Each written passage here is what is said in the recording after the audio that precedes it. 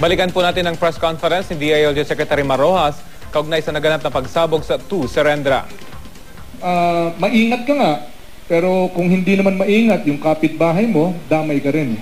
Diba? So, pangkalahatang pagsusuri ito, pagtetesting ng kaligtasan ng safety.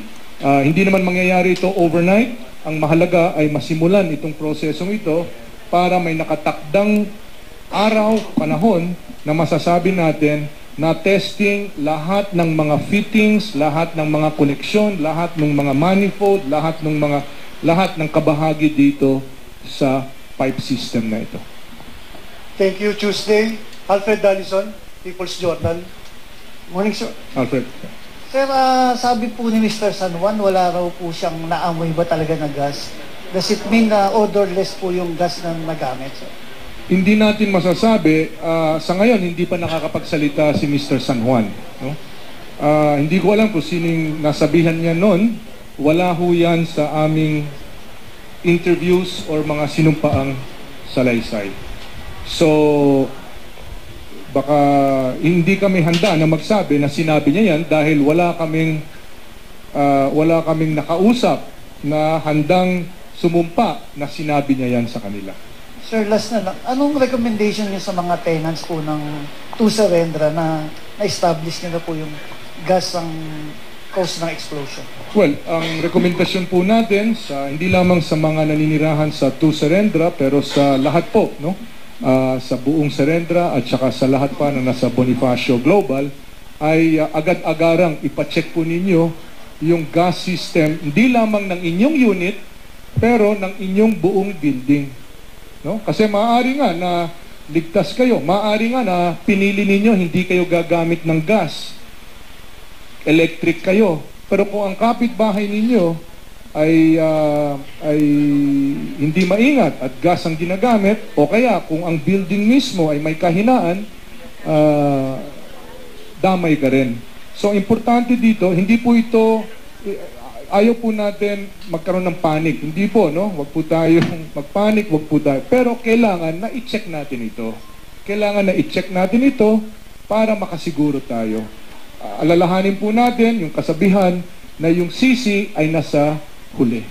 Diba? Kaya kung merong mga homeowners association, magpulong na po kayo mamayang hapon, pulungin na po ninyo at gumawa na po kayo ng programa, mag-hire na kayo kung sinong kontratista na i-check lahat itong mga fittings na ito. Nang sa ganun, ay makapagsabi kayo na yung aming building, yung mga unit dito, yung mga apartment dito, ay ligtas. At kayo rin mismo, mahimbing kayong makakatulog. Thank you, Alfred. Joel Ginto, Bloomberg. Sir, what possible sanctions can be imposed against Ayala Land if it's proven that? Well, I won't go into speculation. I think right now, all we are prepared to say is gas explosion ito. Kung bakit nangyari ito, negligence, incompetence, fraud, o ano ba, hindi pa namin sinasabi. No? So, hindi pa nagsimula yung turuan. Kaya, ang masasabi lang namin ay likely gas explosion ito. Sir, but this is not the first time that there was a gas explosion at an Ayala property. We had a Glorieta explosion some years back. So, are there certain steps that maybe, will there be inspections of Ayala properties to see if safety precautions are being... Iba naman yung sa Glorieta. That was, yung principal suspect noon was methane. Methane ang nanggagaling sa pagbulok ng basura or pagbulok ng sewage. Di ba? So, byproduct ito ng pagbubulok. So, naipit yung methane sa isang enclosed space, nagkaroon ng combustion. Ito ay LPG. No? So, iba naman ang circumstances. One last point. Do you have a timeline as to when we can say who will be charged over this incident? We will not impose unrealistic deadlines. Nakita naman po ninyo, within 1 week na masinop at kompleto, exhaustive ang trabaho na isinagawa ng inyong mga investigador magmula sa PNP, sa Bureau of Fire Protection, NBI, DOST, pati DOH, kabahagi rito, DPWH. Ang buong pwersa po ng inyong pamalaan ay dinala po rito para malaman po natin kung ano nangyari rito. At ganun din, patuloy po ang pagtatrabaho ng inyong pamalaan para ang inyong kaligtasan ay masiguro natin. Ian Cruz, sir. Secretary, GMA. ito po bang to surrender? Pwede pa po ba itong tirahan matapos po yung pangyayari? Pababalikin pa po ba natin yung mga residente dyan? Sa ngayon, may step yung DPWH at saka yung City of Taguig regarding the structural integrity ng building. No? Nagkaroon ng pagsabog dito, hindi natin alam kung yung mga poste, yung mga biga ay naapektuhan o hindi, yung mga slab. So, kailanganin na yung mga structural engineers ay papasok dyan at may process naman, may building code, may occupancy permit, so susundin yung process na yan. Nang sa ganon, merong pipirma. Tiningnan ko to bilang inhinyero at ligtas itong building na ito or ligtas itong mga slab na ito. So at that point, makakapasok muli sila. Secretary, yung possible leak kaya dun sa unit, hindi pa po na-detect ng mga expert natin. Kung saan I'm sorry? Yung possible leak po kaya, yung leakage, saan kaya po possible na, hindi pa po ba nakita ito ng mga expert natin? May mga teorya kung saan nangyari yung leak, pero hindi pa conclusive, no? Kaya mas mabuti na imbes na mag-speculate kami kung ano-ano na hindi naman kami nakakasiguro, mas mabuti, masino pero sigurado kaysa nagmamadali pero mali. So thank you, Ian. Marlon Ramos, Inquirer. Hi, Marlon. Secretary, is now Angelito San Juan cleared of any criminal liability in this incident? Is he still a person of interest or are you considering him as a victim as his lawyer insisted? Well, I don't know what his lawyer knows. I don't know if his lawyer has had the benefit of all the investigations that we have done. No? I'm not here to comment on what his lawyer has said. Ang masasabi ko is that ayon sa investigasyon, ayon sa mga sinumpaang salaysay, ayon sa lahat ng pag-aaral ng inyong mga investigador, kinukonsidera naming normal yung behavior ni Mr. San Juan. Still a person of interest? Hindi na kami gaano ka-interesado. Interesado pa, there's no legal, hindi, kung suspect siya, sasabihin ko suspect siya.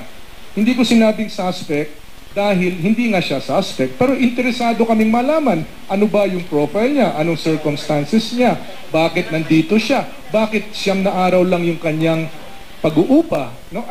Ito yung mga unang impormasyon na dumating sa amin. So, obligado kami na sundan lahat itong mga bagay na ito. Hindi po kami nagsasabi suspect ka, tapos gagawa kami ng kaso para mapatunayan nga na dapat ka suspect. Ang ginawa ho ay tiningnan yung ebidensya at sinundan ng ebidensya.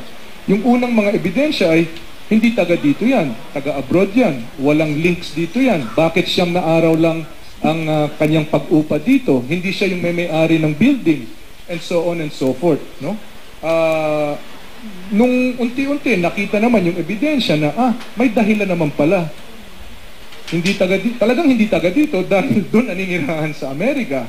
May bahay siya doon, may green card siya doon, no?